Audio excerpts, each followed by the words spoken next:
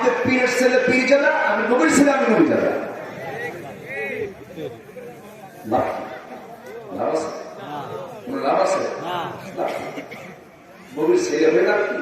নবীর বাপ হয়ে লাভ কি? নবীর বংশ হয়ে লাভ কি? কোন লাভ নাই। নবীর রক্ত হয়ে লাভ নাই। আবুল আহাবের কিছু হয়েছে? আসতে পারে। আবুল আহাবের কিছু হয়েছে? ইব্রাহিম আলাইহিস সালাম বাবাকে আসো বাপ না সন্তান, বাবার প্রতি দরদ আছে না নাই? দরদ হয়ে লাভ আছে কি নাই? কি নাই?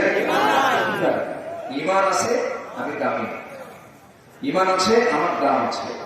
ইমান নাই, বাবার পরিচয় দিয়া, বংশের পরিচয় দিয়া, নবীর পরিচয় দিয়া, পীরের পরিচয় দিয়া, চৌধুরীর পরিচয় দিয়ে, মোহনের পরিচয় দিয়ে, পাঠানের পরিচয় দিয়া, প্রেসিডেন্টের পরিচয় দিয়ে, মন্ত্রীর পরিচয় দিয়ে কোনো লাভ নাই। লাভ নাই, লাভ নয়।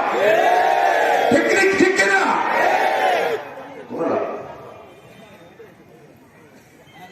আমার পরিচয় সবচেয়ে বড় হলো আমি মুসলমান হতে পেরেছি, আমি ইমান আনতে পারছি। ইমান আছে, আমার দাম আছে। ইমান হলো হার্ট। ইমান কি? হার্ট। আমার বন্ধুগণ, বলতেছিলাম কথা,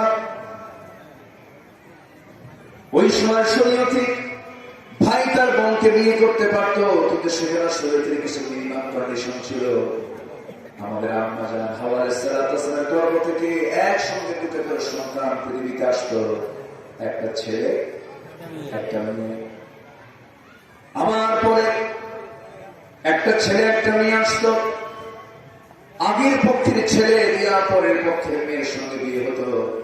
অর্থাৎ এট এ টাইম যে ভাই বোন দুনিয়াতে এসেছে তাদের বিয়েটা ছিল নাজায়েজ, তাদের বিয়েটা ছিল নাজায়েজ। কিন্তু আগে যেটা হয়েছে সেই পক্ষের ভাই, পরের পক্ষের বোন, পরের বারে যে জন্ম হয়েছে সেই পক্ষের বোন, এইরকম করে বিয়ের সিস্টেমটা চালু ছিল, নিয়ম ঠিকই চলতেছিল।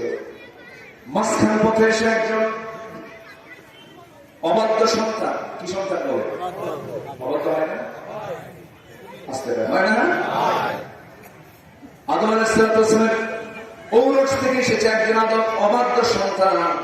কাবিল বলে ফেললাম, বা আমি আমার বোনকে বিয়ে করবো, মানে একসাথে যত্ন আছে, আমি আমার বোনকে বিয়ে করবো। এই কথা যখন বলে ফেললো, কাবিল বলতেছে, আব্বা ওই বোনকে আমি বিয়ে করবো না, আমার কাছে এই বোনটাই আমার কাছে পছন্দ। আল্লাহ বলেন, না না, শরীয়তকে কখনো